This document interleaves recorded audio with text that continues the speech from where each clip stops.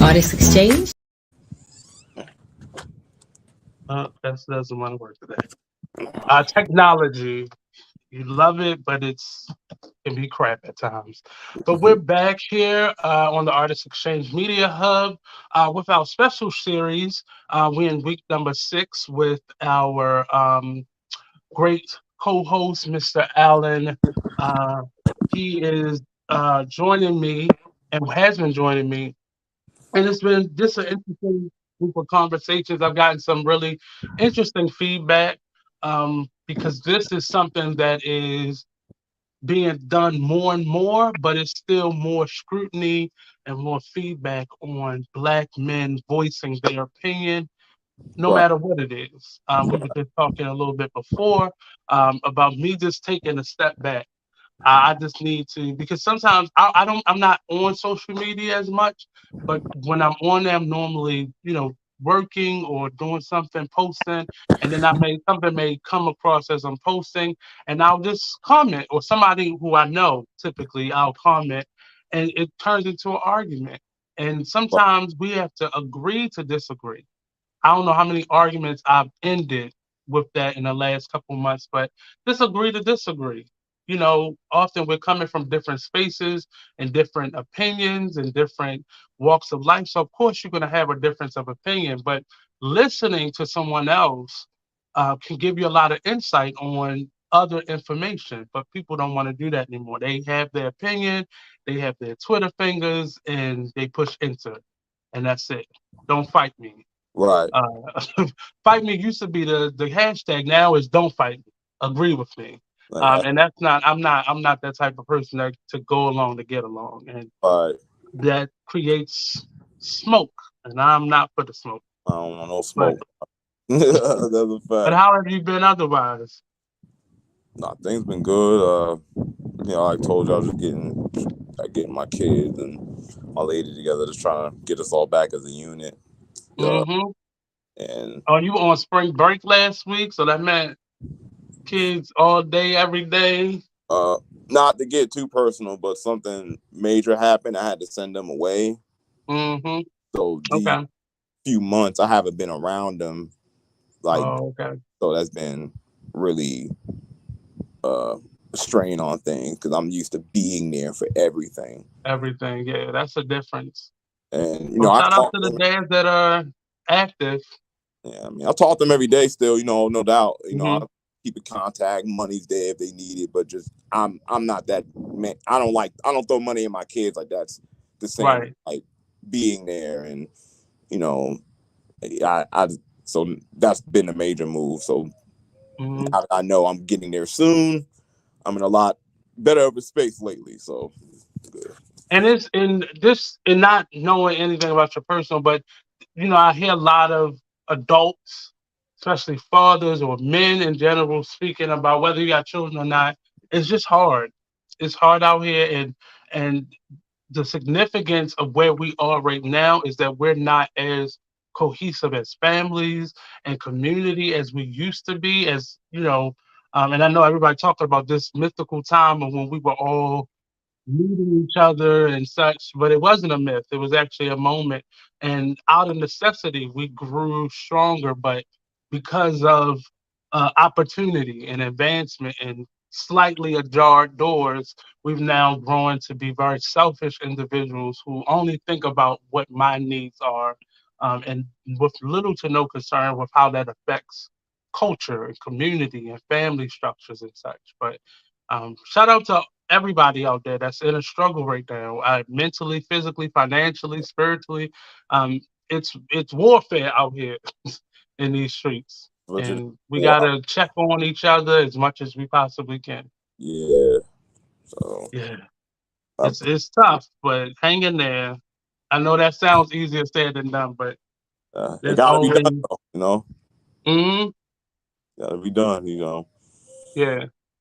Uh, So today's conversation is surrounding negative images of Black success, whether it be um, shooting people down, building them up, and then knocking them off that pedestal that you built for them, or claims of Illuminati affiliations or non-support of community within the community, whatever that may seem to you, however success is defined by you, there are so many negative images out there of Black success.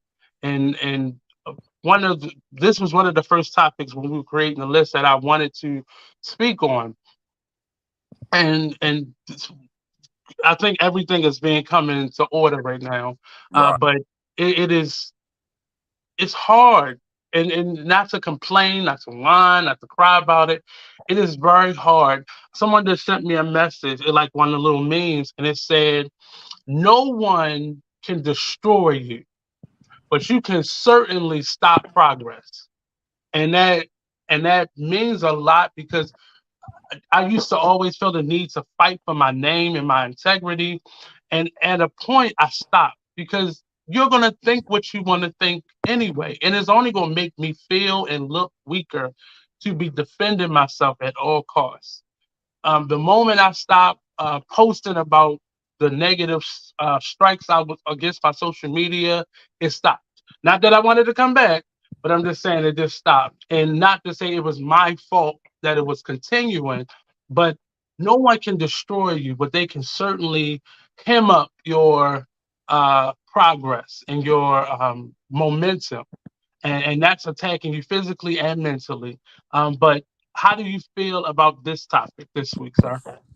Negative images of Black success. Mm-hmm. A loaded topic. I'll say that. Very loaded.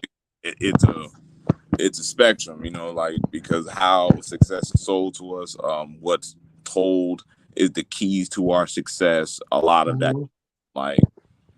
like not to be funny, but con men and scammers, like that's pretty much our relationship with the American dream as Black people, is that we've always been told what the tools are to succeed, but the finer details of who's allowed to hold those keys in the first place, how we're getting them, what you have to do for people to offer you. Like you said, I like your statement, because the door is slightly ajar. Some Mm-hmm. use that as like it's open, and Yeah. it's before you look down on someone else, all it takes is a little nudge and that door closed again, and you're right back down at the dead bottom. And So it feels like in today's world, we're managing that door. It's being managed from within. Of course, by outside forces, ultimately having that power, but it often feels like that, and I forgot what you call it, but it feels like it's being gatekept from within. It doesn't feel like others as much anymore. It feels awfully like us, people that look like us, people who claim to be for us, allies. It feels like those are the gatekeepers now. And like I said, that ajar feeling feels like you see progress. The 1% is always thrown in our face. Look at, we have Oprah, we have uh Brian Gumble, we have such and such, we got Obama, we got Michelle, we got those people are often thrown in our face. And so you can make it. Like, what is wrong with you? But little is being said about the doorkeeping or the boundaries or the pitfalls or the mines that are being strategically planted to, stop any progress and let a few in so they can say, "Oh, we got you. We got you." I do want to ask you a question. So you feel that we don't really address oftentimes the self-inflicted harm that the bourgeoisie of our community do to poor people in our community, how they take advantage? I'm going to say yes, but I'm going to expand the bourgeoisie to the everyday person. No matter what economic level you are, you're going to find doorkeepers, somebody who gets a certain level of into the door, they get their foot in, and now they're, like we've been saying before, I said before, using that knowledge as a weapon towards our people. That's what life coaching has become now. That's what, all these gurus on using the knowledge that they have been given an ounce of to now be used and usurped as a weapon and Yeah. not a tool to support each other. All these guys selling courses of how to be a bachelor and teaching random finance courses that I researched some of these courses. Dudes be having courses of day trading, and then when people take the strategies, they lose money. Because this is something that they figured out and they're not telling people the truth about it. They're not telling people, like, number one, they're taking advantage of our situation sometimes with people. Like we understand that most resources to most of us is desperate. Most of us are desperate to get, and that's who they market it to. They market it to desperate people. When you see guys marketing their get rich schemes, they oftentimes down talk you of saying that you just gonna be stuck in this position forever. Because a part of us all have the fear of dying in squalor because we're so close. Yeah. Many of them. Oh, go ahead. Go ahead. I'm sorry. Go ahead. No, go ahead, because it clicked off. Go ahead. We're so close to that precipice of extreme poverty that we will do desperate things to keep our position in the social hierarchy. And that's in people. If you go to another group, you go to Haiti, you go to the Bahamas where they beefing with the Haitians and they mad at the Haitians coming and making their money. You go to certain parts of Africa where they mad at these Africans, going to that Africans. You look at Africans that come to this country that come from affluent families and get work. They get credit lines to come here and work. They'll look down on poor black people over here as if they're on poor Africans where they're from. But because they're in a different social hierarchy, they can look down on you, period.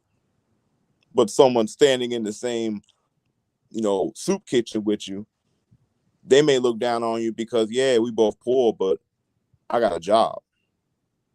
And it feels very, because so we're talking about this perspective right now. But it feels like many of those people haven't even applied many of the things that they're putting out there, and they're selling it to people who are in need. So of course you're going to believe that this person has made a fortune off of this. No, they've made a fortune on selling you on their expertise, not on their ability to do this. That's how they market it, but they haven't really used these 10 steps to getting rich or rich. They haven't experienced that. So they're selling you on the opportunity for them to tell you that they've been successful this way. And it feels very, predatory. I complain a lot about in this pandemic, we've gotten a lot of, scam. Now it comes up on everybody's phone as scam likely. I don't know when that started. Like, I feel like it started in the last year or so. I guess the phone companies have gotten in on it and gotten enough complaints that they're now marketing or, trying to support us otherwise and letting us know that this is a scam caller. But it just feels, specifically when it's coming from within our culture. I see a lot of these ads on getting loans or get this $6,000 and it feels crazy because this person isn't enrolled in the school, or they'll use a celebrity. The celebrity ain't playing blanket bingo. That. And it's been marketed to us in a way of you can be successful too. All you got to do is spend this money and spend that money. Spend this money and spend that money. Yep. And it's the new. My mama, there used to be all these trade schools popping up. It's the new trade school gimmick. Come. You don't need college. You don't need high school. Come and spend your money trying to learn how to be a truck driver in 5 easy weeks. And it's just a new scam on us. And it feels, people are really making money off of this. Yeah. Because they're making money off of it. They're getting successful off the backs of other people's, need and desperation off it. And they'll talk down to those same people they're getting money from. Like as they're making money, like some of these people be broke when they start. They start getting money because you're paying for their courses, thinking they gotta be working it because he got money. Now realizing they be renting rooms to do these videos in. They be standing next to rental cars. pay the Right. celebrities to get pictures with them. Like they don't really. They're doing very good marketing. That takes me back to the low vibrational woman. I can't ever remember her name. Um, About but that it takes plate me. of food. Say it again. When you said about the plate of food, right? Yeah, yeah. So she's a coach. She's a life coach for people, and specifically, I believe women. Um, Right. and it, I'm all for tough love, but tough love doesn't have to. It's gonna sting a little bit because you're breaking yourself out of cycles sometimes, and that can be hard. I know personally that can be very hard to break yourself out of habits or generational cycles. However, when you know your plan on that type of individual, you're doing more damage, I believe, because now you're just creating sheep. Right. Because I remember in that video, like the subsequent ones that followed them up to kind of understand what she was doing, the lady who she was speaking to, she explained it down, meaning she put a purpose on why this lady was talking to her like that. And the basis of it was factual, great information, but it's just why are you treating people and talking to people in this way because you've gained this. I really want to dissect a lot of their track records. I want to see what you really did to get where you are. Or did you just go viral and you just use that success to propel you forward? Have you really made these millions of dollars? Is what I ask. So on this side of the negative images, it's factual things that are happening to people that are negative. And I don't feel like we should talk to each other like that, or we should engage in business practices that seek to, scam people and not really uplift them. I always felt that inherently a lot of these guys who do that, like I remember with Derek Jackson, remember the Kevin Samuels, all of these gurus, Mhm. relationship gurus, guys, and sold you an ideal of like this ideal masculinity that can attract and get women to respect you, or you could be a pick me and just cater to every feelings of women. There was never this balance where someone was just telling a man to just find himself, his inner strength, to just be who he needs to be and take care of the people that he loves in his life. Be respectful, like be basically Mhm. respectful. Like there was never a universal, hey, just be a decent human being, bro. No, it's these guys selling you an idea of success that's built off the backs of us, paying for them to learn success. And what is weird, the Kevin Samuels of the world. Like I said, he started out as an image consultant. Turned, I can tell you about how valuable you are. Um, having nothing to do with the way you're dressed. But a lot of the information, if you kind of dissect it, it was real information, but it was your intention. For me, it's always intention. Yeah. If you know the type of person you're dealing with has an insecurity issue and you go after them, that's predatory behavior to me. And I used to think that that was against the law, but I guess since Trump reversed so much in this country, and I'm weirded out by the fact that it has not been reversed back. Of course not. Uh, because a lot of these scammers, a lot of this type of business is just being considered, I'm a social media influencer. But you're specifically going, I see the white people doing it, the Kardashians of the world and such, but I feel weird when it's us Yeah. because Right. we know what damage that does to us, especially the people who just want more. And we all want more. We all want better. We all want more. We all want quality. We all want, equality. But Right. when you're doing things to purposely trick people into a certain behavior or lifestyle or funding yours simply, because I'm sure a lot of these people are broke and just as in a place of hardship as they were before they begin to follow some of these people. It's just hard for me to believe a lot of what they say. Yeah. For me to see like just even when you had these mild celebrities, you could tell they don't really got no money, and so they be having these weird ass subscription plans, and it just you can't look down on me and then need my money. And not only need my money, and look down on me, but be disrespectful about it. So then success is now, you better follow me. If you don't follow me, like there was this I guess this parody, one of those pranksters on the internet. They were going up to people saying, would you rather dinner with, what was his name? Soldier Boy. Soldier Boy, or would you want $250 worth of food stamps? And everybody chose the food stamps. And his response was this crazy to me.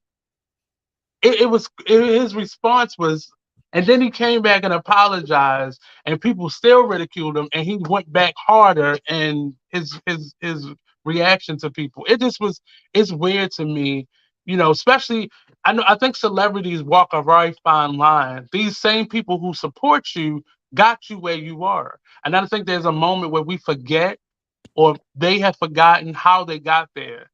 Because then they begin to use that power, that perceived power, to power trip Yeah. almost, and kind of force you to be their supporter. Like, join my Patreon, or listen to the knowledge and wisdom that I have to give you, because I know better than you Nah, you know, how to be successful. now you know when someone about to scam you, but they immediately hit you with the peace king, Peace. blessings king. You know what I mean? Oh, the Hotep brother is going to go down in infamy, But unfortunately. as soon as and I'm personally I identify as a Hotep, and I'll be the first to tell you, the moment I hear peace king, yo, peace God, yo, what's going on, family? Like, and it always be about money. It never fails. It's about money, bro. It's I something. want to scam likely like sound effect. So when I hear it, I could just push a button and it randomly just starts playing. As soon as I hear peace king, I'm just turning it off, bro. I just already know what time it is, bro. Like, Very toxic. It feel, but that's become the face of toxic behavior. But it is now come, like Kevin Samuels wasn't a Hotep brother. The young man Jackson wasn't a Hotep brother, but they still, like we said, at some point, the hood dude, now the quote unquote business dude, the regular young person, they've all usurped that personality. And it's really, I don't know how we can reverse that, if it's possible to reverse it. I mean, the only way anyone that's indoctrinated into a way of thinking is just they have to see it for themselves, that if it works or not. I mean, at the end of the day, you know, the only few successes we know are people who have old money. The only guaranteed successes come from established wealth. Most of us are broke, and we make it off the backs of others. Like, And we've realized that even with them, where their wealth was off the backs of the everyday person. So like, that their clown was, and I'm not saying everything is a scam, but everything is a scam. like like everything's a scam. Like, it's not like the music industry's a scam, because like a lot of these artists we think are smash hit artists, man, you probably never heard these people riding in the car, but they sold millions of records. To who? We don't know. And how. I was listening to the Drink Champs a couple of weeks ago, and Nori made a statement. He was like, "Man, I'm about to get up off of Twitter, because I'm not for everybody being able to buy their checks.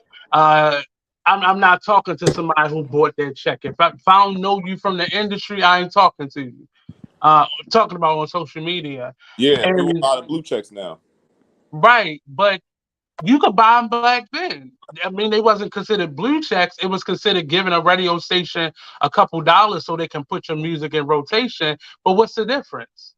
What's the I remember writing that in the comment section of his show, and people would just like just negative comments back at me, like he's a real talent, not like these bums on it. And I said, well, it's just now it's a different thing.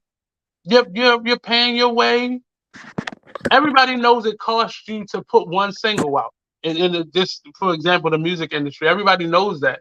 Yeah. You have to pay, for certain things, and we have criminalized that now. The people who have already did it, we've criminalized it now for all the new people. But the new people are just following your footsteps.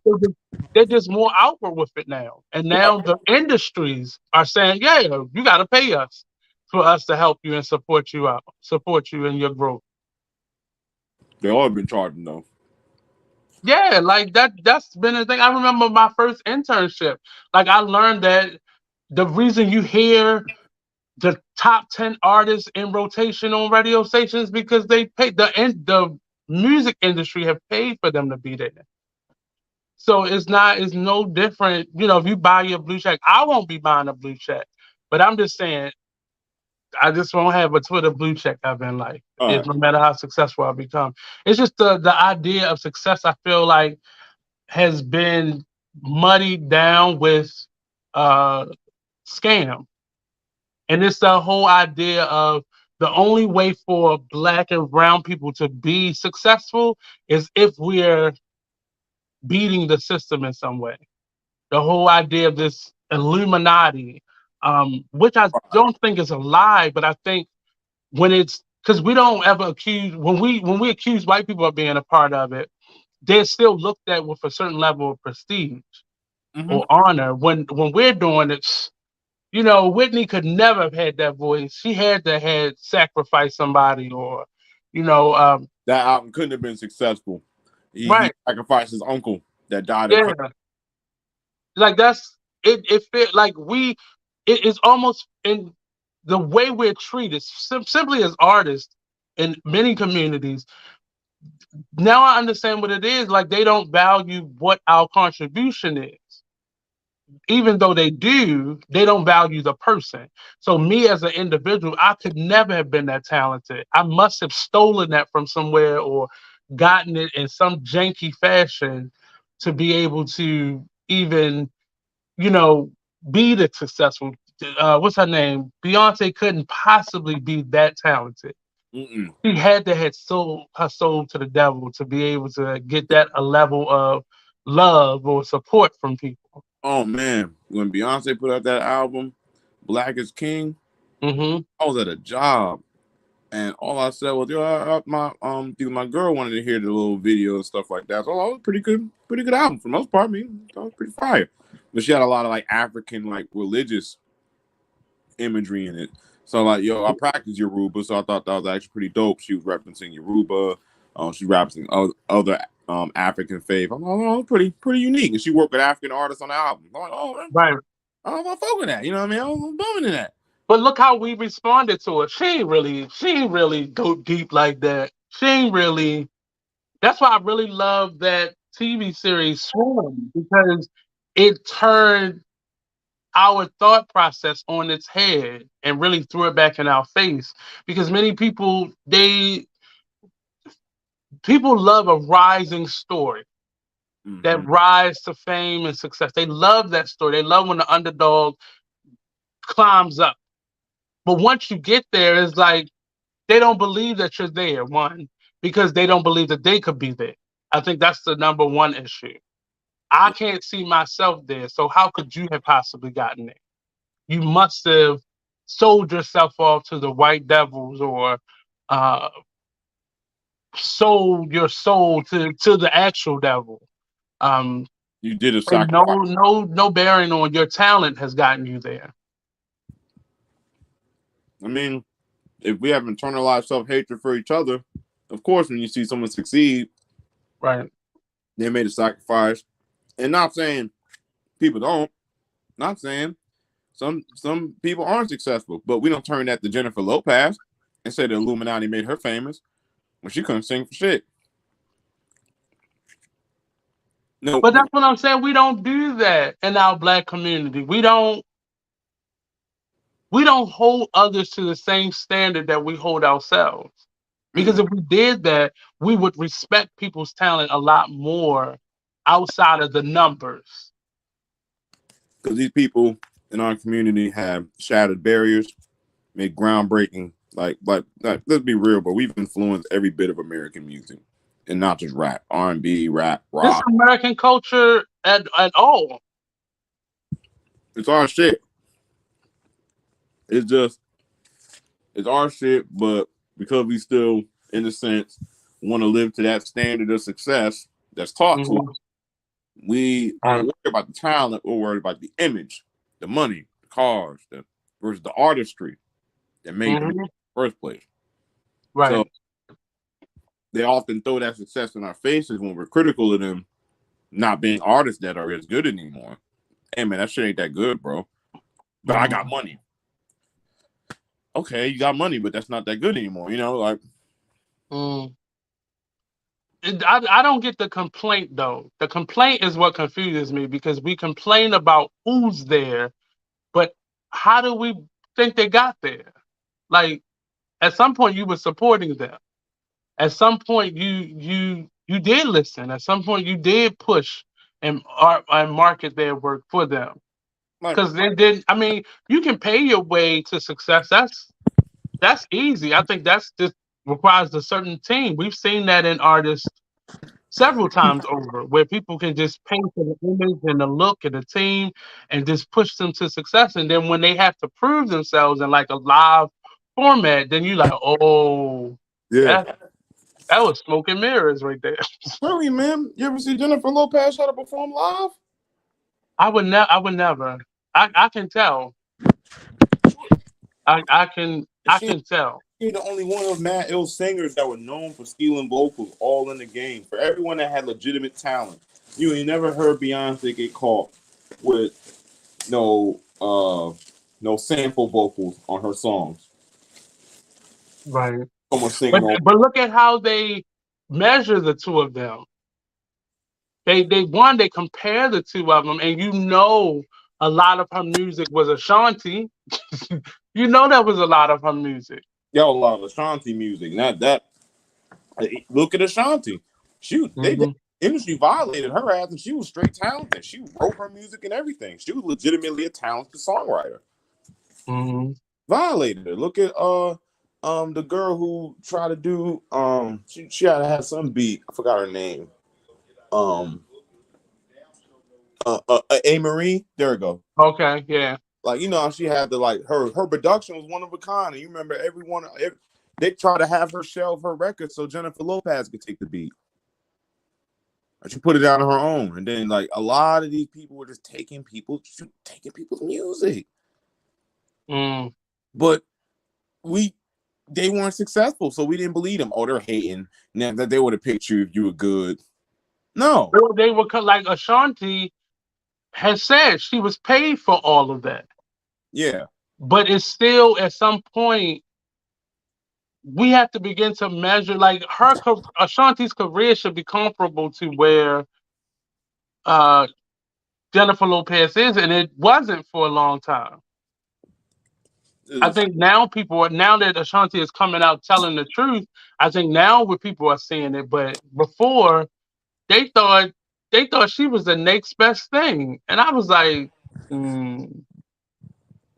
never had that type of pull for me because I could tell she was smoke and mirrors. I give her she was a good dancer, but even that came from her being with other people. And I'm not trying to just shoot her down, but it feels weird to me that we pull certain people up, but we kind of relevancy. Just the same thing, like sticking with the theme of music, we do that a lot with artists that we don't see or we don't hear on the radio, we don't see at the award shows because we don't see them there. So that means they're irrelevant. Devil, how they get here, but not right. known.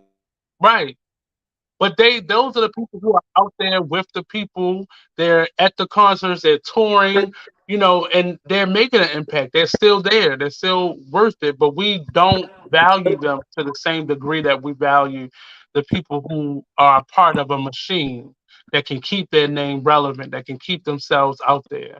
I'm as an artist, my fear has always been, if you become successful, then what? Like what then? Because then it becomes maintaining that success. So what do you have to do to maintain that type of success or that type of career? Like what do you do to maintain that? What do you do to and you can see some of them are coming out where they've had to sell themselves or sacrifice things, and not to the level of the Illuminati, but that's still a factor in it in terms of what we think it is, right? Instead of just it being that machine of people who have the power and connections to keep one person floating versus, how easy it is for somebody to make a mistake or perceived mistake and them just being erased or wiped out. It's still people that we don't see anymore. And you're like, damn, what happened to that person? Right.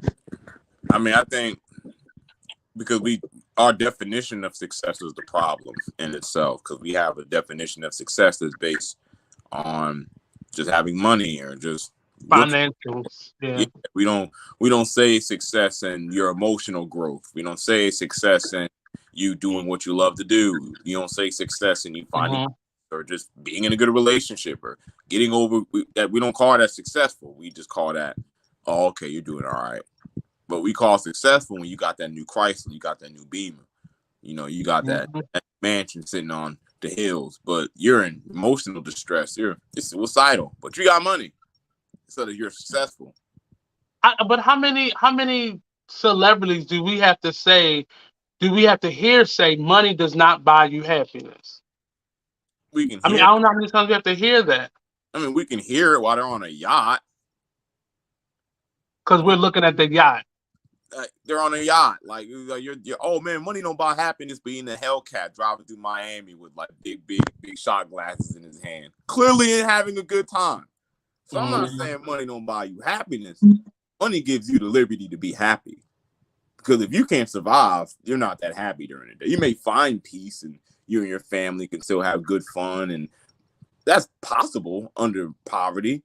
But it's hard to tell somebody that money don't make happiness while you're living your happy existence because of money. But I still... Because that's what we gauged it on. Because would he say I've that? been comfortable before. Yeah.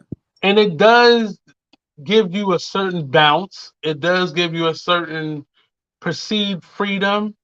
Especially when that up was in a space where I was doing what I wanted to do versus what I had to do.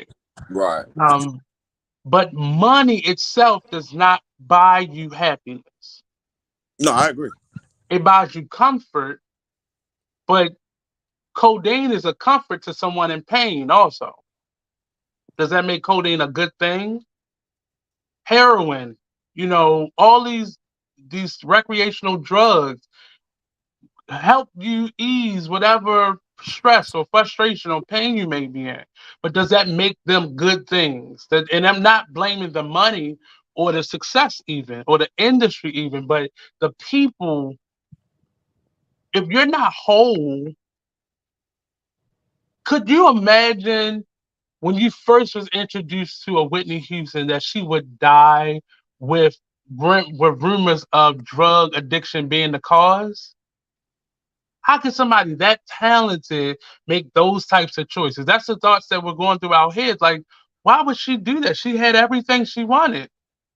But if you're not truly happy, like, how much did that success lend itself to her just numbing herself? Yeah. Versus, really, and happiness is relative. For me, I always said fame is great, but if I just want to be able to go to the market on a Wednesday because it's Wednesday, not because the check cleared or I got enough dollars saved up. Just comfort for me is, the older I get, the more comfort is more important than somebody knowing my name or Right. watching my show or supporting me. Like, me being able to be comfortable and being able to do what I want to do in life creatively matters more to me than anything else. Right. But at what point will we recognize? Now we're in this season of getting a bag, and this season has been going on for a number of years now. But once you get the bag, then what? I Is mean, it to the next bag? I gotta get the next bag. I gotta get your bag. I want my bag. Gucci, Prada, Fendi. I think the pandemic showed how greedy people are at their core. Because it wasn't a thing of only select people was getting money.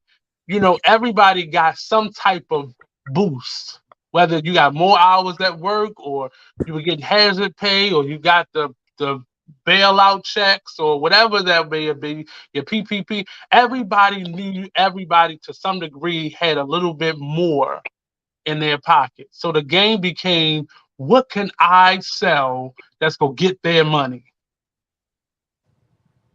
I'm going to start an XYZ business. I'm gonna start selling t-shirts or CMARs or waist trainers. I'm a set up and it became less about a business that you were really passionate about, and you began to create businesses that just got the money out of somebody else's hand. Right. That's real. So would that be considered success? I mean, success to the average person is a certain image.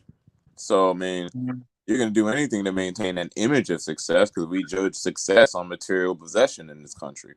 Like, through emotional maturity, you realize that happiness comes from like self-actualization, maturing, finding yourself, peace, knowing who you are. Like that comes with time when you actually do some introspection.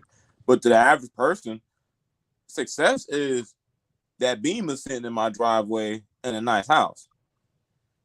That's people's image of success versus the actuality of what success means. Success is, comes with comfort, peace, purpose. Like, success is more fulfilling than just what you have. But from the outside looking in, when you see these people post in a new home and say their family's lovely, we don't know that he's uppercutting his wife through the roof. All we know is that they're living good, they got money, they look happy.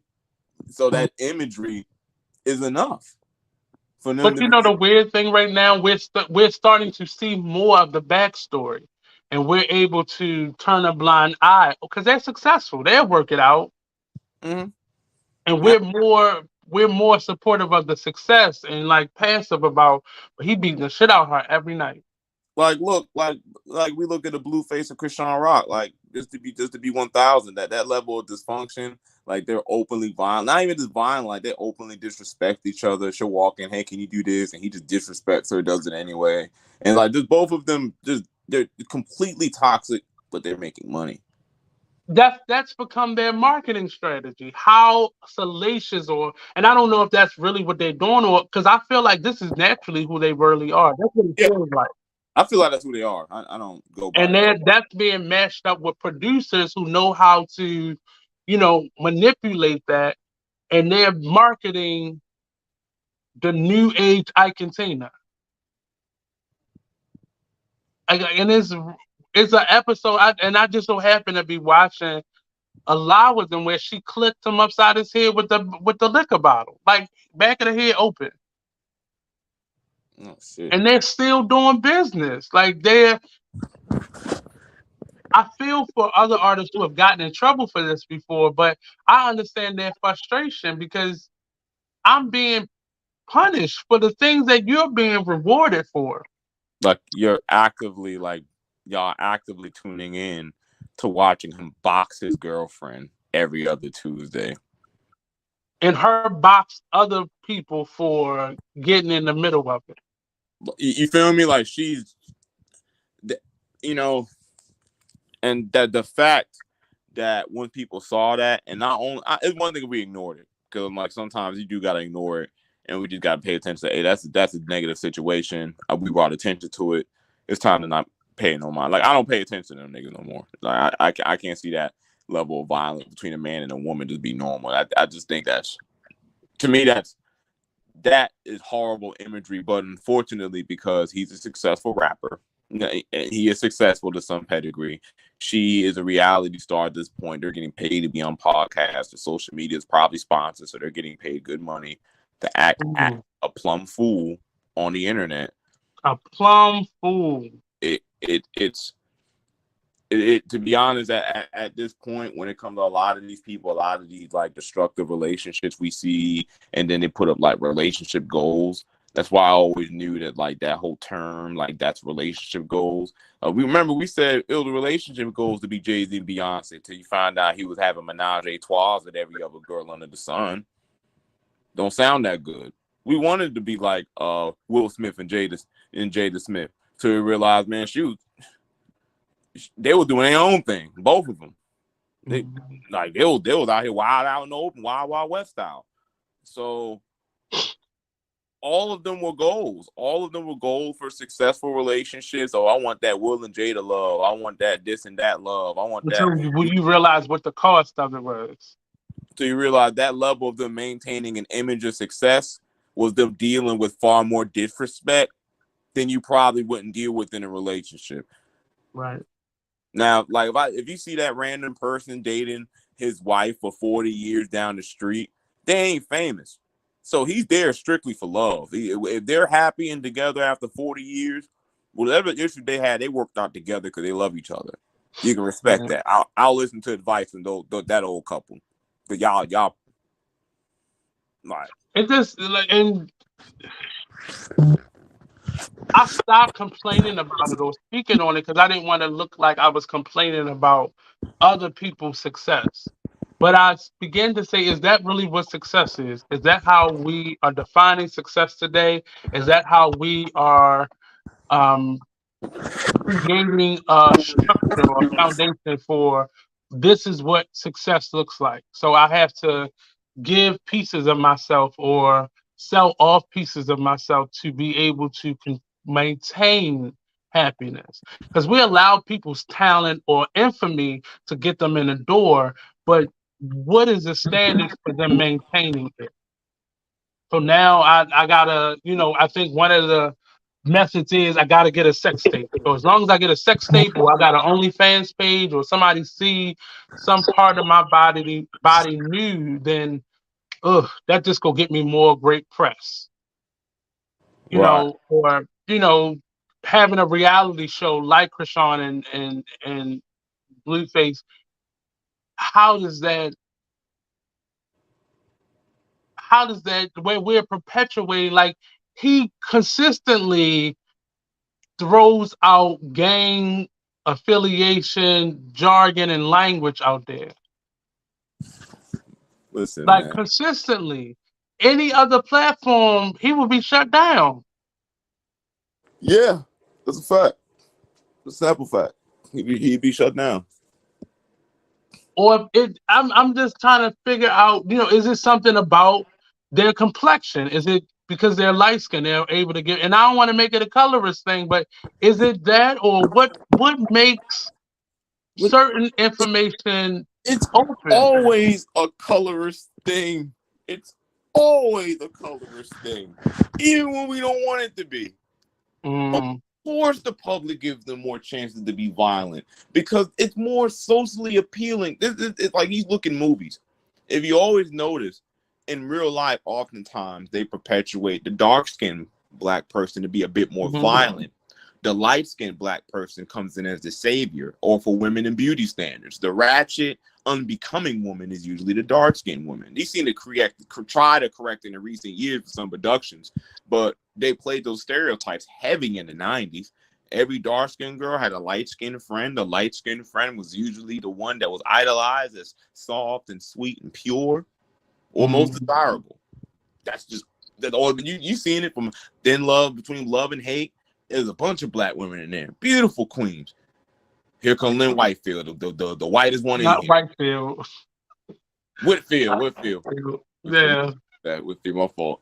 Not to disrespect her in any way, but just it had nothing to do with her specifically. None disrespect to her. Just she light skinned.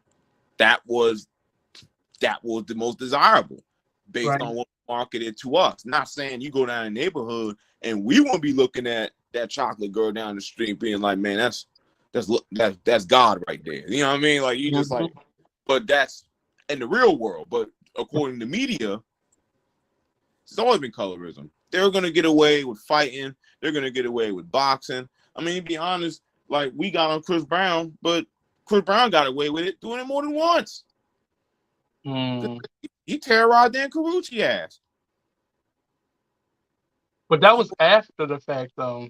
Yeah, but the first time that he gets slammed for it was more so because of the star he was, because he was the pure. He's supposed to be the replacement for Michael Jackson. Mm-hmm. He found out that happened. It was over with. He's building his career up as the bad guy. It's like, all right, bro, but you said sorry. We'll give you that. Didn't happen. But again, even in that situation, like with the Carucci element of it, I felt like that was for her career, and that's just When they got that together, was just yeah. the interviews I was watching of her. Like it felt like she was trying to come up, and if I attach myself to this person, I can pull back and make these allegations, and people believe it, and then they put me in shows, and then that's what happened. It just felt like infamy seems to be the road to success now. I would rather become infamous for something and then that open up doors for me versus me going to school or learning a trade or honing my talents and my gifts. That seems to be how we Because that find archetypical it. way of getting a job and making money, that's the illusion sold to us. That's that 9 to 5 dream where like hopefully we get to retire at they raised the retirement age. So now it's 67. Right. So you're gonna be borderline crippled by the time we can actually retire to receive retirement. Hell no, the system's ass, and no one's about to be appealed to it. If I have to be venomous and disgusting on the internet to make $250,000 in 6 months, someone's gonna do it. I'm not saying I'll do it. I got a little more integrity than that, but who's not gonna do it? They need that bread. I want to change their life one time. Infamy is always gonna sell because it's the first thing we'll notice. Like if someone's just going to school and a doctor, we'll be proud of them. We'll clap, but like, dope. But that guy who says, "Hey man, I robbed the bank yesterday." What do you mean you robbed the bank, bro? That's crazy. We're having a whole Discord on this comment chat. Meanwhile, Facebook just sent him a fat check. Right. Right. It just how we define success and how we display it is it's starting to be different stories and different reactions to I don't know how to define it anymore. Even coming up with this topic, it's hard to define what success is and even what negative images of that success looks like because it feels like anything goes now. Right. Anything. And I'm not hating on nobody. How you get it is how you get it. If you ain't killing nobody, get it. But it just feels like and it is most harmful the way we look at success and the way we treat success. Right. Or what we uphold. Like we uphold there's always a place for a little Boosie. Not to say he needs to be, shut out, but there's more of a place for a little Boosie in his antics than there is for I don't know, what's his name, the Old Town Road Boy that he constantly is ridiculing. It's always a space for negativity. I mean, with respect with Little Boosie, I always said this, man. He's Are one you of covering up your mic? Can you hear me? Yeah. Oh, I always say this about Little Boosie in general when it came to that. His entire stick of outside of him making music is the outlandish things he said. Remember, once you got out of jail and that hype went out, when he got out of jail and made all that money, Little Boosie was over and done with. Like we know him, but you're not. You're not one of the. Like his outrageousness is part of what keeps him relevant. So him saying wild things. I mean, granted, you're threatening. You're telling a 18-year-old to kill himself just because he didn't like his lifestyle. I mean, it's kind of crazy to me. But we liked it because there's a lot of people who agree with him. Unfortunately, a lot of people who were just saluting him for saying it. Oh, man, you're saying what needs to be said. Yeah, kill children. That's what needs to be said. Salute the Boosie, but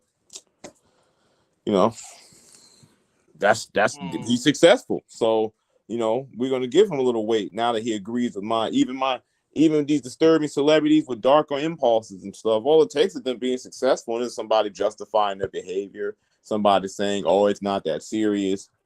That's the culture we live in. They're successful. They made it. That image of success means that they must be good at something. They can't be all bad. It just at what so I guess my question to you, how do we change that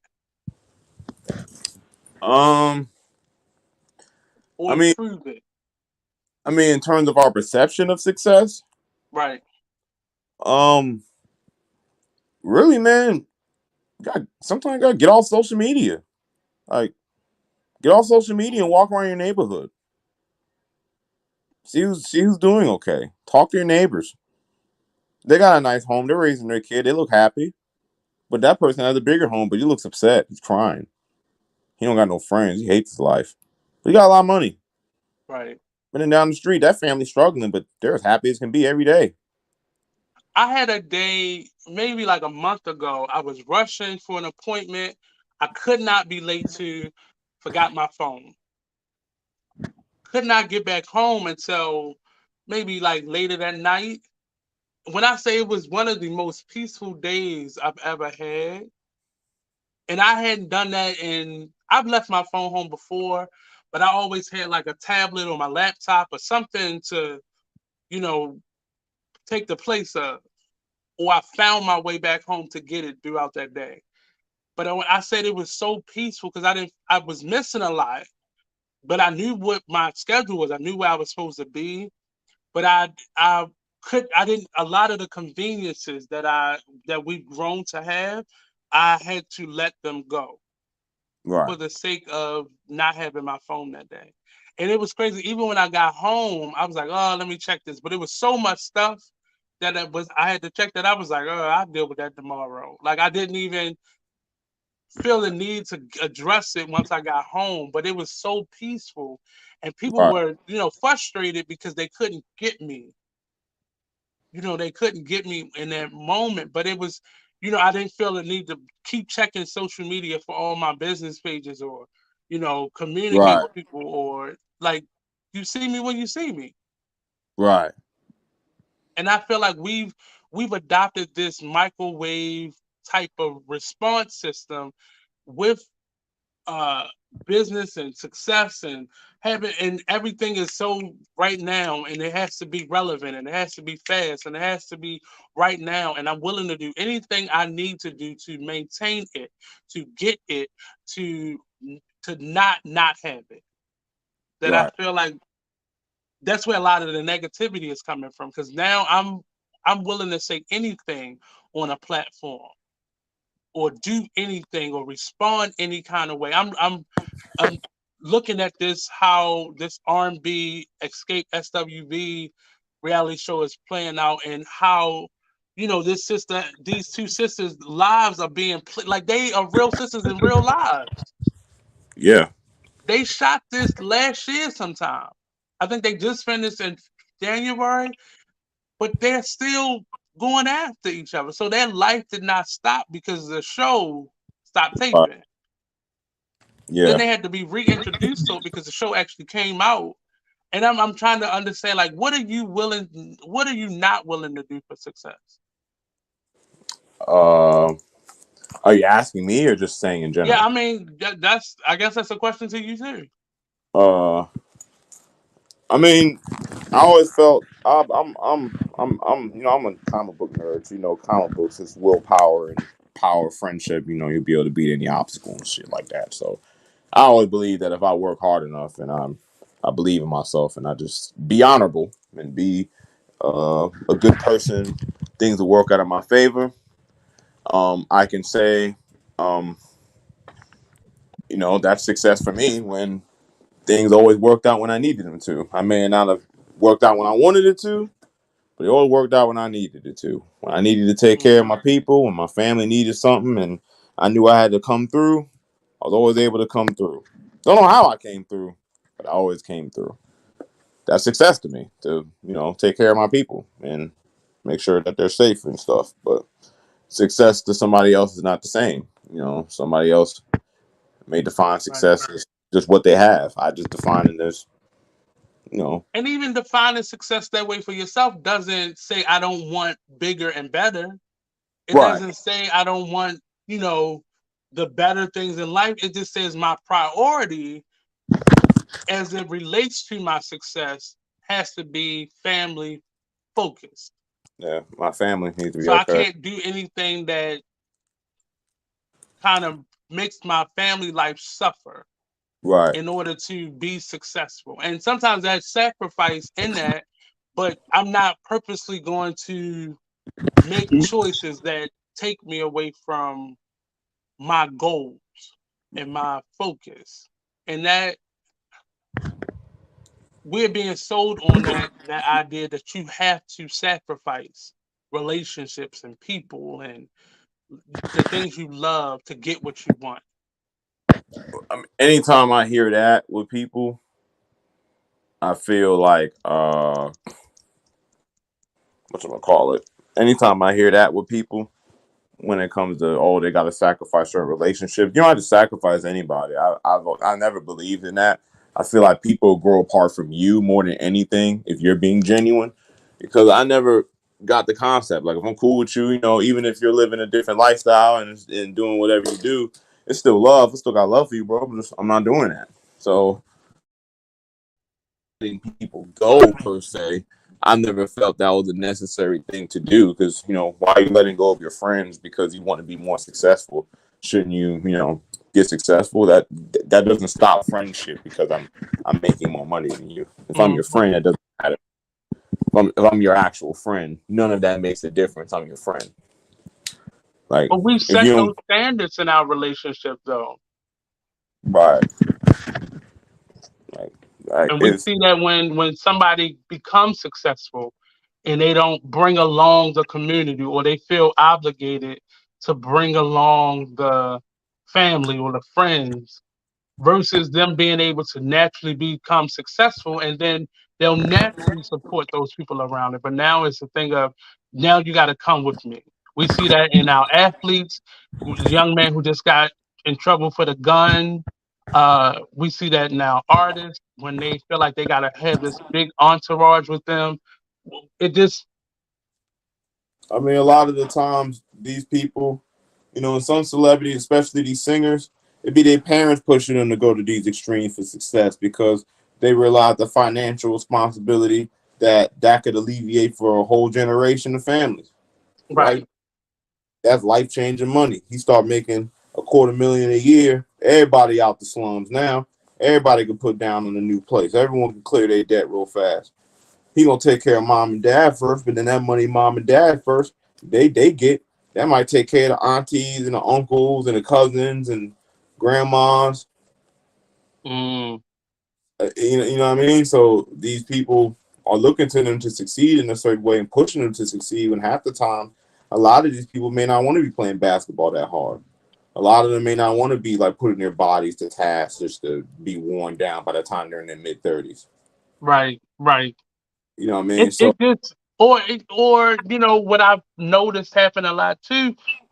The people who they are bringing with them and putting around them are not managing the relationship with that person. Meaning, why is this person getting into trouble because of something you did, or why, if they are into other things, why aren't you managing that behavior from a perspective of somebody who's feeding off of the resources of that person? Why are you not more? I don't understand how somebody can, and you can't say allow an adult to do something because there's adult out there, right. or that's a human being. So sometimes you can't prevent. But there's nowhere in the world that I am working for Whitney Houston, and I love Whitney, so I keep using her as an example. But I Right. work for Whitney Houston, and I know she's doing drugs. I would say something. Either say something, or I'm gonna remove myself from that. I'm not going to continue to be on the bandwagon of that person and allowing them to do whatever they want especially when that whatever they want affects me being able to continue to live like this. Like I would think that would be like, no, Whitney, we're not doing that. Let's keep you I away from this. the family used that to their advantage to have something to lord over. Mm, You know yeah, what I mean? That's yeah, the sad part where just bringing everybody up, which is cool, but that's the reality that oftentimes we're looking at the success of one person to be our key and gateway out of our situation, when respectfully people got their own lives. right. You know, like if I make $1 million right now, or you make $1 million right now, you're gonna take care of your people. I'm gonna take Mm-hmm. care of my, as you and I should. I'm gonna take care of my family. Now, if I get to help some other people on the way, of course, I'll help as many people as I can when I decide to. When Right. I'm straight, you get myself in order. Like I'm not about to just have all this money and spend it in one day and then we squandered our chance. Versus me getting straight so I can plant a seed that can help a lot of people, or whatever you want to do, because that's not your responsibility to do that. Right. You earned that money. You put in the work for that. You don't owe that to nobody. Right. But so I just feel success is for the individual. Let the individual decide what success is and let people define that for themselves. But unfortunately for us, success is defined for us Mm, in yeah. a very specific way. If you're in the hood, the drug dealer is your image of success. If you're in the burbs, to do with the good jobs, your image of success. And Or the drug dealer. You never know. Cause. right. Or the drug dealer who live in the burbs because he's making good money. Mm-hmm. Right. But they're making the bread. So like, it's hard to say that's not successful when you eating ramen noodles and they eating steak and filet mignon. Just, Yeah. right. I think we as a community, as a culture, have to redefine what success is. And we have to support our individuals who are still in an old mindset of what that looks like, because I think it's doing more damage and harm to us as a culture and a community and as individuals, having to be forced into an ideal of what success looks like. Success success was, you know, doing the things that you are most passionate for, to live the life that you most want, and being able to help your community. But now it's gotten into a space of every man for themselves, and I feel that that's a hustle mentality, and it really has done more damage. If you see somebody, I've watch people struggle Right. and don't feel anything about it. And I understand if that person has abused your help before, or they abused other people. I understand it, because you don't want to keep putting yourself in that situation. Well, that means now, instead of financially helping that person, I'm gonna just be encouraging. Yeah. But we stop all lines of support and love and you know upliftment when one thing didn't work. Well, it's that's a lost cause. I keep hearing these video snippets of what's his name? He's a comedian. He does the family what's the family show he used to do? Um it was a game show. Steve Harvey. I keep Oh, hearing these sound effects of Steve Harvey telling black people, giving black people advice. Get away from that family member that ain't never been nowhere. Get away from that family member who, and it's all based off his hurt that he personally experienced. So I get that. But I think the messaging of that is, get away from community. Get away from people that look like you. Get away from that nigga. That's what it ultimately. yeah. And these are the same people who got you to where you are. Now, I understand when people didn't believe in you, people didn't support your goals. Your first thing when you become rich, detach yourself from them. I understand the mindset in that, but to pass that along as information for other people is harmful and detrimental. I agree. So now if someone's struggling, I don't need that shit around me. That, But that, weren't that, you just struggling? that. Say it again. That's what I get from that. Like, oh man, you doing bad. You ain't got it right. I can't have you around me. I'm trying to impress these white folk. I need money. Right. That's what that sounds like. And he has made a career out of giving this information to people. I mean, And we look at him as a space of success. Right, and mind you, he ain't get successful till his 40s. Later than that, actually. I think it was later than that, where it was real success. Like, he was grown, you know what I mean? You so that means, like, not to be funny, but we were probably more successful than Steve Harvey in our 30s than he was in his. Mm. And It's an interview that he did with Monique, and I know Monique is like, she considered toxic because she speaks up I for rock herself. with Monique, man. You know, it's a city bias, bro. I rock with Monique, bro. Say it again. I rock with Monique. It's city bias. I rock with Monique. I'm sorry. But people, but that level of success is what we don't want that. Because we can't be defending ourselves from people are now agitated with her because now she's going after money she felt like she is owed from doing the Parkers. And we will be quick to shut somebody up when it goes against the system of how things were. In that same post that she spoke on it, she said, well, the writers and producers and directors of the show have also filed those same claims and won. So me as the talent, why am I expected to just shut up and just not ripple feathers? Right, I need my cut. I need my cut of them royalties. Right, but we are like that. We tell people, man, shut up. You talking too much. Because we're afraid to go out there and get what belongs to us. I'm telling you, bro, it literally just be like, stop, bro. You're disturbing the white folks. Stop. That's what I hear. That's honestly what I hear every time I hear Steve Harvey talk now. Like, every time I hear that, it's like, yo, man, them black dudes cool, bro. Get away from them, though. Don't get away from them niggas. They dangerous. They hard. It's like you sound like you went over there and you was away from your people for a good while, and you forgot that we're a spectrum and multifaceted, and now all of us are criminals and leeches. You know, a lot of us because they all represent poor. And once you represent poor, that's how you looked at. I just think the problem with people like Steve Harvey and other people who peddle that certain sentiment of get away from your people and don't be around no black folk, and black folk, you know, they don't do good business. And it's like, but with respect, nobody does good business. No one does good business. But why is it this evil that you're specifically putting on me when rich people do bad business? Now, granted, bad business is bad business. I ain't about to give no cop out nobody doing bad business. But judge people on the same scale of bad business. Don't specifically do that to your own kind. But there's a difference between bad business and unknowledgeable business. So if you don't have the resources or the information and you just had the know-how and the desire, you get into a business. I do a monthly workshop series where I saw this happen during the pandemic. I saw everybody and their mama start selling food or sea moths or T-shirts or, you know, all these event halls popped up.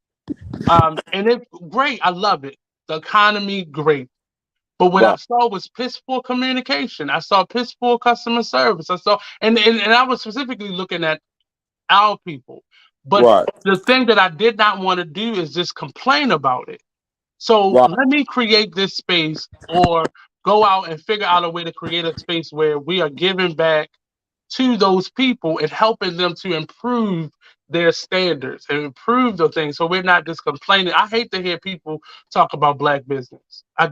It makes me cringe to hear it, because what it says to me is I'm willing to go into an Asian beauty shop and let somebody follow me around because they think that I might steal something, or go into a white space or non-black space and be disrespected or have somebody add gratuity onto my check because the way I look or it's perceived that somebody like me is not going to leave a good tip.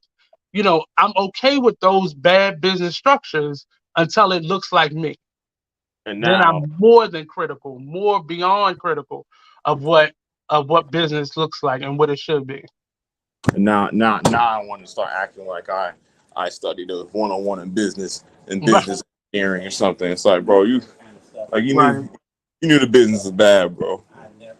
Like, I mean, and that's just and not to say that this is where it is. I'm tired of hearing that. I'm tired of being a cop out, and I just want people to create things. I no longer want to see people complaining about what we already have. I want to see people using that space and those characters on their Facebook posts and so on and so forth to create solutions and Right. dialogue, because I'm the person that always creates the contrary point of view in those arguments. Because I just finished having a conversation with a guy on social media about he was tired of seeing rec centers being built in Baltimore. And I said, well, there have been no more new rec centers built in Baltimore in years. What has happened is the city sold off many of our rec centers and independent people began to manage them. And then the city got back into it and said, well, we're going to fund this because this is something we need. But he simply wanted to bring more financial literacy to people. I said, well, why don't you just use the rec center? Go to the rec center and propose to them. But people don't want to partner anymore. They don't want to partner. They don't want to work together. They want their name on it. They want their recognition for the idea. Yeah, And like you can use that's rec how center to do a success. bit of everything. Go ahead. No, my father's thinking because you can use the rec center to do anything. You could have business courses in the rec center. You could Right. the rec centers are a center. You could do anything you want in the rec center. So I'm like, rec centers are actually pretty brilliant if we were all coming together at the rec center. Right, but that tells me that's somebody who's never been to a rec center before. And That's somebody who's never participated or supported one of those centers, because you will realize there are all types of classes going on at a rec center. yeah, they're not just playing basketball. But again, they look at us like the powers that be look at us. So when you see a bunch of rec centers, and I was a kid in Baltimore, could tell you that maybe our neighborhood was a little bad, but the community was together. Like Right. all the parents kept their kids from hanging out with certain little kids. All of us knew every kid played with. All the parents say what's up and how you doing to each other. Make no mistake, the community, Baltimore's community stick together, but the crime rate in the community aren't correlations.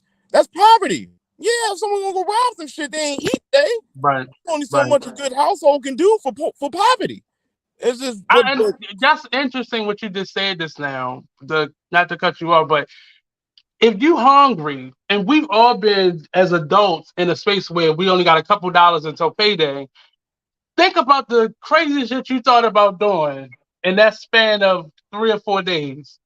The type of shit that you thought about, not to say you did it, but the type of shit you thought about doing, stealing from the market or robbing, like those, and not to say that those are natural thoughts because we're black people, but anybody who's been a couple dollars short until payday has thought about doing some crazy shit. Like, bro, why do you think? But and I know you know why your parents got poor meals. You know, pork and beans, tuna fish sandwiches. And my stepdad called it po nigga sandwiches. He said tuna fish and bacon. He make and man, it'll taste fine cuisine. What we do? Ate rice and eggs so much, man. We started putting different condiments on it, acting like it's ice cream. But people who start making a couple extra more dollars, they forget those things. They that level of desperation that certain people do feel, and so it's like even with crime and back to the community thing with the centers, because we look at success and we don't understand the economic things that when play. That's why certain people are in certain areas. You know, Baltimore has a 9% black population like that. Right. We know why, but why they'll still look at it and say, oh, they had it together. Not realizing that Baltimore once was a thriving black community in the 60s, and something miraculously happened, and now just criminals and drug dealers. And in actuality, cities like Baltimore, including Baltimore, is still a thriving city. It's just the crime gets promoted much more than the successes. Yeah. Baltimore, most people don't realize Baltimore is the capital of nonprofits. people come here to study the nonprofit organizations that we have here. There's always some resource. There's always something. The thing is the separation and the boundary from it. You know, most people don't know that there's support outside of maybe social service organizations, so they don't go after it. You know, if your child has a creative flair, sometimes if it's not in your community, you don't know that it exists because many people live and work and dwell within their community. So sometimes that community, and it's been done by design. Certain things have been kept out the school systems, out of the community reach in certain communities. So they don't know. And then when you get somebody who realizes it, and we have a lot of, there's a couple that I know. Um, Latasha and Deron Weeks. They do a lot of event planning in the city. And those two have gotten out of their Park Heights community and have learned how to thrive just by celebrating where they're from. So their community, they just had a sneaker ball. And this is my second time working with them there, and I remember the first one, and not that I was, frustrated or scared or anything. It was just I wanted to see what would happen, and it was such a positive event. A couple people got a little drunk, a little tipsy, but they were celebrating, and it just was a great thing to see somebody repping where they're from, a space like Park Heights, which nobody wants to promote, and Not being a able to lot be of people, successful for it. people forget them bike shows used to be at Park Heights, and them Right, bike shows, like, right, and you go to the bike shows, be gangsters, all type of people outside, kids here. You don't right, realize how right. fun those like bike shows used to be lit. Yeah, don't fight like any sport. You know, the white side and get wrong over football, Mm-hmm. but you know that's part that I always hate, the perception of that when you got them niggas over there fighting. It's like, well, everyone fights there amongst each other. Yeah. All see every day with each other. That has nothing to do with violence. What about when the whole neighborhood comes out? I live in Little Orlando now, like, oh man, we beefing. I personally, when those towns come together, big or one mutual friend pass, and everyone's in the room laughing, talking, and we're like, community exists. It's just we gotta live out here. We Yeah. have to survive. And it's funny that you bring that up because they're now after, so if it's been that long since you've lived here and know that along that Park Heights, Wrightstown Road span, they used to do Yeah. like the dirt bike. They're now just thinking of creating uh, a space for those individuals to go to. After all the legislation against it and all the bills against them being able to ride their bikes freely through the city, they're now just saying, well, you know what? Let's just create a space for them, like they did for the I, skateboard kids. There's a skateboard park here. but that's what I'm saying. There was always a space for the skateboard kids. But when the young boys in our neighborhood want to ride bikes, mind you, we're not riding bikes shooting at each other. We're riding Mhm. bikes. Like, we just want to ride bikes. They There's were no taking place. some of them, and we're not going to act like some of them wasn't a part of it, but some of them were taking a break from that crime to just be comfortable on. Remember, it used to be on Sundays. Yeah, like they used to rob, like a lot of former gangsters. Like, it's the same thing with these motorcycle clubs and car shows. Like, you'll see a lot of them come together in the community. They just want to kick it, have a good time, talk, ride bikes. Yeah.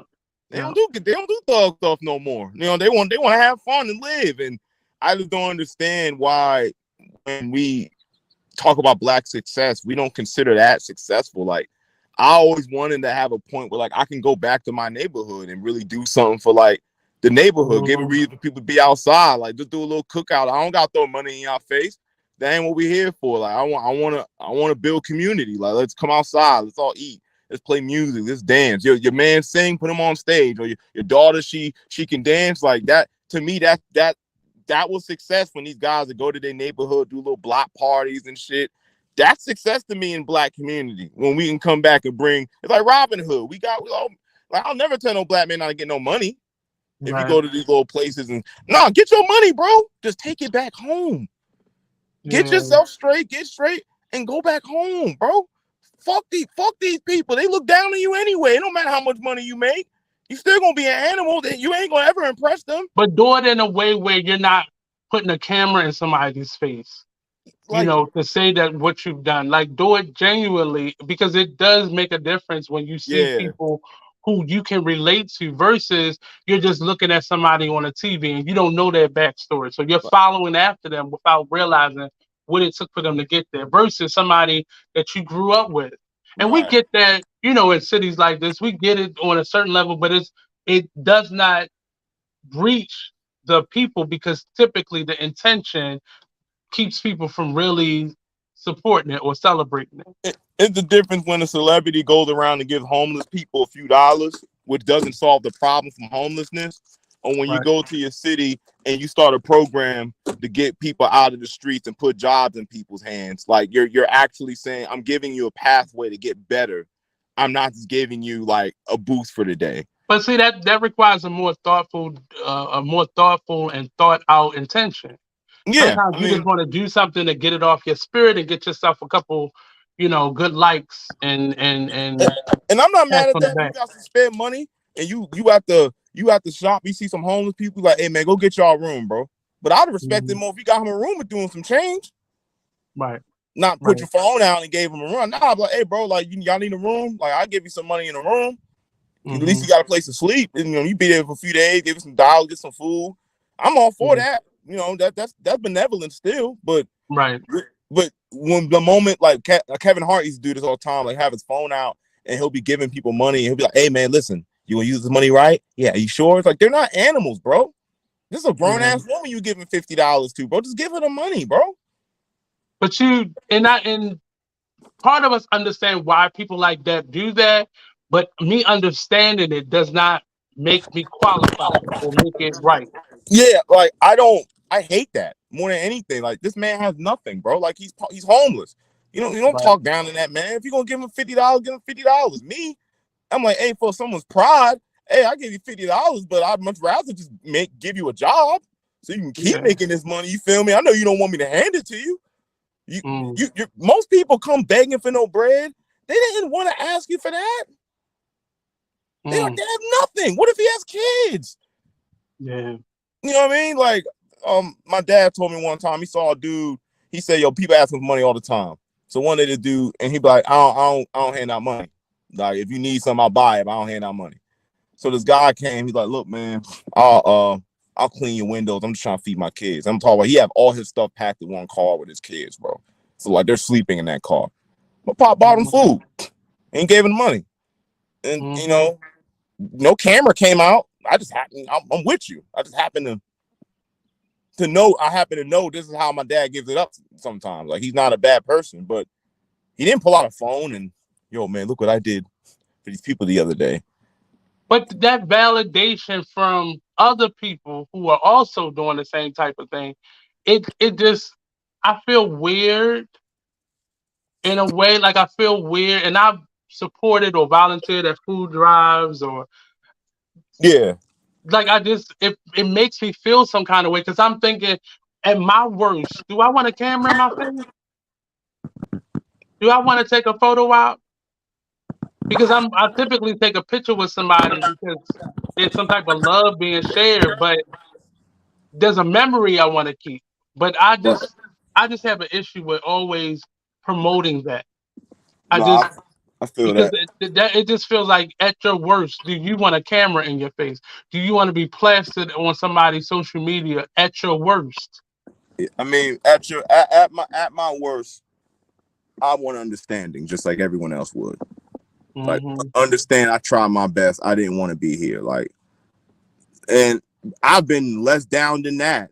Just down right now, and people judge me and say that I'm not doing what I'm supposed to do now. But you live life long enough, realize it's highs and lows, and even the best of us fall on our butts sometimes. But they Right. don't deserve to be chastised and little boyed for the sake of you boosting your ego by saying, "Yeah, I gave a dude $300." Yeah, bro, And that's but exactly like, what it is.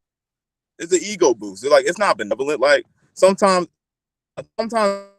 money's not gonna solve certain people's problems. Sometimes people just need to talk. Sometimes you need to be, Right. sometimes you need an ear. Like, yeah, he may want money, but how he wasn't about to go use something to numb his pain versus getting it out? You could talk to that man on phone versus pulling your phone out.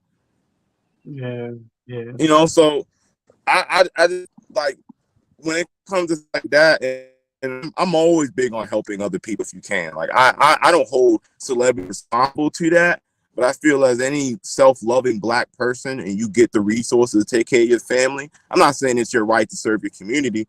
I'm just saying it would be kind-hearted of you, knowing that you have a way, at least create some type of pathway to give other people a chance to make some money. Even if you don't give nobody no money, start a business in your community. Start a little, open a job. You can hire people. Start a franchise. Own some McDonald's. Hire people. You can raise the pay rate. It's your franchise. You own it. Start a little chain. Start some gas stations so people get hired around your neighborhood. You still winning. You making the money, but other people can work. Like you ain't losing. they still gotta come into work. They only get paid if you get paid. I feel like I just feel like these people, they don't want to do more. They don't want, and it's not their right to do so. Right. But when it comes to success, I just feel like you got those people who do. We need to value the people who do come back and are true examples of success. They come back to their neighborhood. Like J. Cole went to this neighborhood, opened up homeless shelters. Beyonce go to Houston. She opened affordable housing where people come live there. Like they got the resources now. It's like people call it benevolent, but it's like, why not? I know y'all got it hard. Before you sit here and say I don't do nothing, she went to her home and did it. She can't save me out here in Maryland, but she's in Houston. She got to take care of her city first. Yeah. That don't mean she said F us. There's some people from the city who act like they ain't from the city. And still live here. They still live here. They won't do not a dime for somebody they see every day, but to go to the other side of the planet and to give some random cause money overseas, and I donated to Ukraine. That's dope, bro. But you look down at the black dude at the corner store. Right. There's devastation right here in your block. On your block. Homelessness on your block. So you know, I'm gonna just say I don't know what it is been for you, but these conversations have really helped me put some things in perspective as an adult, as a giver, as a supporter, as someone, I'm getting, as I age, as I get older, as I learn more, it means a lot to me to be able to define the parts of me. And have that certainty and that intention be as pure as possible.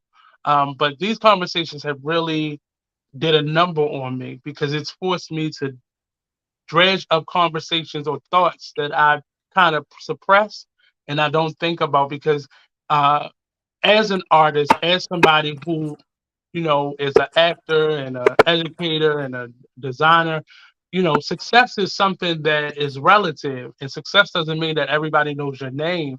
It simply means, you have reached a level of your career or your passion where you're comfortable and you're doing well. But there's ebbs and flows even in that. Yeah. But these conversations have definitely opened my eyes to perspectives that I've tried to let me get out of that because you get tired of being in the same space with things and not feeling like you're growing or getting better. So this conversation today and the other 5 have been very worthwhile and very just opening to me, like just opening me up in a different way. I can't speak for you, but on this topic or just up until this point, has this been helpful or supportive in any way? Yeah, man. I mean, number one, having discourse with somebody and it generally is a different mindset. It's always fun to like find where the commonality is and where we diverge in things, because a lot of it would be just the age gap. Like you're 10 years older than me, so there were things that you experienced directly that I only experienced like in the aftermath, or I arbitrarily dealt with it because just the older people around me dealt with it, so I'm feeling the effects of it in a way. You know what I mean? Right. But So it's dope. It has been dope, to be honest. Because I've always been somebody who like counters traditional sentiments of how we're supposed to be men. Like I feel Mm-hmm. like I that's a big knocking point to me. I feel like men are taught like a very toxic way of masculinity that robs us of our own autonomy and freedom. And I know why we follow it, because we were taught patriarchy in the same sense that the white men who captured us expressed patriarchy, with power ruling over being the top of society. So we who are inherently denied that power, we look at that emulation for strength because we feel powerless in society. But as men, my power over someone else doesn't make me stronger or weaker than you. Right. Personally, it makes you weaker to seek the strength of other people, when to me, someone who's strong builds up those around him. Mm. A king is only as strong as his people. And I think that's the concept a lot of people miss when they say king and I'm a king and I deserve this. But a king doesn't treat his wife like a subservient helper. His wife is his counsel. A king doesn't disrespect his court. He honors his court because he respects their Mm-hmm. counsel. He respects the court jester. Only the court jester can talk to the king a certain way for a reason. You don't know how they speak behind closed doors. The people Right. love the king because he takes care of them. He goes to bat for them. He goes to war for his people.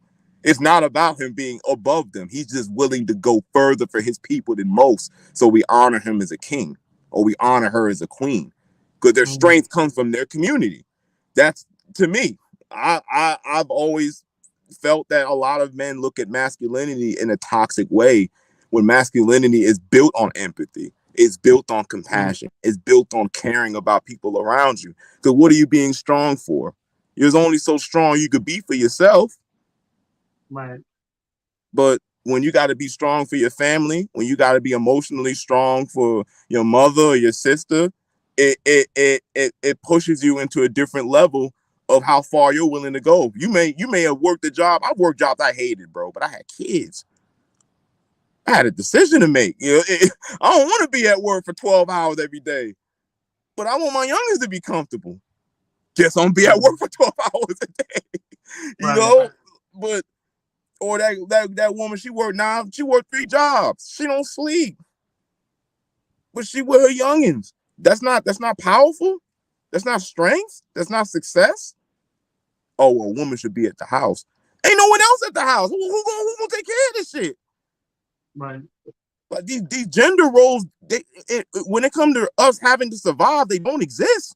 We gotta survive. I can't tell a woman how to be a woman and she broke as hell. You're gonna make do how you gotta make do. You can't tell me how to be a man and I'm poor. I'm gonna make it shake how I got to. But we're arguing with each other about what makes a man and a woman, and men, our image of a successful black man is so contorted and ballooned by a bunch of entities that ain't even from our community. Yep. So now it's like you got to be tough, rich, willing to kill somebody, own businesses, can't work a 9 to 5. 90% of us can't be successful. I ain't never And gonna not work it out. even the ones that are in that space where it looks that way, there's something falling apart. And I'm not saying that for everybody, but something is, to be all and everything, something is failing. Like Something is just failing. Your I'm a relationships gangster. with people, your relationship with yourself, your health. You It's know. no way. You're the toughest guy in the world. You clipping people and shooting people, but you got money and own successful businesses. One of those got to stop, or one of those gonna catch up to you, and it catches up to everybody. Yep. 50 got hit 9 times. You notice he went straight to business. Yep. And I'm putting the streets over with. We respect him, but the streets over with. But then you look at someone, King Von just passed. He was in the streets all the way. He got successful, but you run around like he was in the streets. It caught up to you. Because our image of success and what we consider a strong man is based inherently on negative things that were sold to us by the powers that be. And we worship these ideals. We worship people who evoke this energy. You know what I mean? So we emulate that image of success and image of power in our community. And then we get mad that, it doesn't work out for us the same way because we don't have money. We got to actually sit down. We don't got the money for bail to keep going in and out of jail. Like you going to sit the hell down, big bro.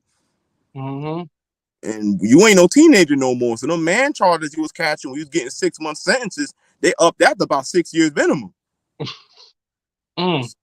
So so now you gotta make a choice, bro. Like, you gonna be the toughest guy in the room, or you gonna be a square and get you a job? Now, mind you, I gotta say you're a square by going to get money. You don't have to sneak to get. I don't gotta hide. I don't gotta worry about police pulling me over. I work at Target. I mean, they'll still pull me over, but I don't gotta worry about you thinking I got something illegal and I legitimately don't. Yeah. But we look at that, we look at those spaces as beneath us because it's not being promoted. And not that that should be our end all be all, but it's okay if you need that to get to the next step. It's okay to be comfortable and want a roof over your head and everything can't be a hustle or a bag Right. grab. Everything can't be that. Sometimes you just gotta make it and be Sometimes you gotta comfortable with it. Right. sometimes you gotta bunker down, and you gotta. I was drawing comics, man. I wasn't working no job. I was like, man, I ain't working no job, man. I make money drawing. But you know what happened? I'm drawing. I'm not getting no sleep. If I don't make no money today, I'm stressed. And how you gonna pay for that pen and that paper and that pencil? How you gonna pay for that? Like, I was doing good now, don't get it confused, but good in freelancing stuff, that's in spurts. Cause Yeah, and a lot of that is going back into what you're doing. I So gotta you buy just supplies. recycle. Yeah. Gotta pay rent first off. So you done Yeah. had a good week. That's gone in rent, lights, bills, everything else. Shorty, she helping, but I'm doing too much. I ain't gonna hold. We going out to dinner and all this extra shit. So like, I don't got no money for it. My money going away. So it's like, yeah, you don't got no job, but if you had a job and was doing this, so let's just go get a job. There's nothing wrong with that. Stack your But money. even in saying that, there's a privilege in that because many of us are realizing as a black man, I have felt the need to shrink myself so I am more palpable to other people. Yeah. And I was just at an interview. I was applying for summer coming. Some teacher jobs are ending. I was applying for something for the summer, and I felt myself physically kind of shrink me, so I didn't come across as overbearing and I learned to do that as a young person, so I wasn't Intimidating. offending anyone. And Yeah. people don't realize even those things, they play a part. It's being a black man is hard when you're walking down the street and someone clutches their purse. And I'm Like, like, you're perceived as a threat miss, automatically. Yeah. right? And I don't think, having a lot of women around me and women friends, I still don't think that they get it. And it's hard when you share those types of stories and you like, Nate, you? Yeah. I've had people clutch their purses or kind of cower in the corner a little bit when I walk on the elevator or They don't see your character. You feel me? no, They don't. no. Like, if someone met you, they'd be like, "Oh man, he wouldn't rob me. Nah, he a cool dude." Like, feel me? Hmm. Like that. We, as in our community, I can feel energy from people. So I'm like, nah, Right. so solid. Like, he's good people, bro. Like, Hmm. because I see you as a human being. So like, I'm actually paying attention to your mannerisms. You know what I mean? How you Right. carry yourself. But when I see you as an animal, I can see a wild boar be sad as hell in the woods. I don't know what's sad. That shit a boar. Yeah. Well, I Yeah. see his horns and a big snout. I'm scared as hell. I don't give a damn that you had a And bad that day. doesn't justify people's viewpoint of you because they haven't taken that chance. And if you just stop and look and listen for a second, you can pick up an energy. And Dude, I get it. I walk through the city, I've always, felt free in my city. And there are moments where I'm like, oh, I need to maybe, walk a little faster or switch the side of the street that I'm on or, whatever. But it does, it play a part. And I just want us to stop judging people's situations and their places in life because it's not always what you think, and not to defend them or take up for any individual, but we have to just find another place for ourselves to be at with each other because the way we're doing it is just not equaling up to us surviving. and things are only getting Yeah. harder. Like I said, I think I said a couple weeks ago, I'm looking for an apartment, and I haven't had to do this in over 10 years. And when I say it is hard and very humbling to be in that situation. It is real. It's real out here. Yeah. For somebody to tell you, you got to make 3 times what I'm asking for this place for, and it's not going to be as good as you may have had before, or and I need to see your bank statements, and I need to see 5 references and 7 pay stuff. Like you sitting there like, do I have to give birth to, Yeah, like, like in order to make this possible? I gotta But rob a bank, bro. Like that's what you're asking right. for. Like, you know what I mean? And I that's think just to get in. That's just the extra stuff that they actually do. That's not all the stuff that is just normal, pulling your credit and stuff like that. But I, I this was important to me, and I had did it before, but after watching your show, I really was like, I just want to have conversations with other Black men about this stuff, yeah, and it yeah, doesn't have to be anything hot topic worthy, but just stuff. And I think some of the comments and topics that we've had on this is really real stuff. And I always attack stuff from a very interesting point of view because that's just my life as an artist. But yeah, it definitely, these types of topics do bring up conversations. And some of my friends have watched the show, it is conversations that they're not used to me having out loud. Um, so it does make a difference. So yeah, as we close out today, because we got to get back to that reality of life and adulting, uh, I'll close with saying that the negative image of Black success is determined by us as a yeah. community, us as individuals, us as Black people in general. And we have to begin to rewrite the narratives that have been written for us, about us, and what's often from us, in terms of who we are and what we're capable of. And we have to begin to use our collective voice and our presence to make things change. We have that power. Right. We just got a man who was racially kicked out of office back into office just by sheer. I know there was some backdoor conversations, but I'm Oh, you sure talking about by the Tennessee? voices that were right, by the voices that were being heard, that man got his job back, rightfully so. Um, it just puts me into a space of we need to do better for each other. There Like are we children now watching us, and they're watching us, and every generation learns another bad habit and right. adds to that generational trauma that we honestly pass down freely. But we have to do better. There's too many children watching us, um, That's the learning major how to thing. get along and all those things. So that's my close for the day. We have one more show, but I'll let this brother close his final message out. Final message to me is that success for us should be about happiness and not about what we have as a people. Mm, Like just happiness. I always felt success should just be where you know when you're successful. I can't determine what makes you successful, but I know right. that feeling I had when for a brief moment I felt successful. I know I felt successful going home, hugging my youngins, hugging my lady, eating dinner at the table, we watching a movie. I don't got to worry about Mm-hmm. bills, got paid.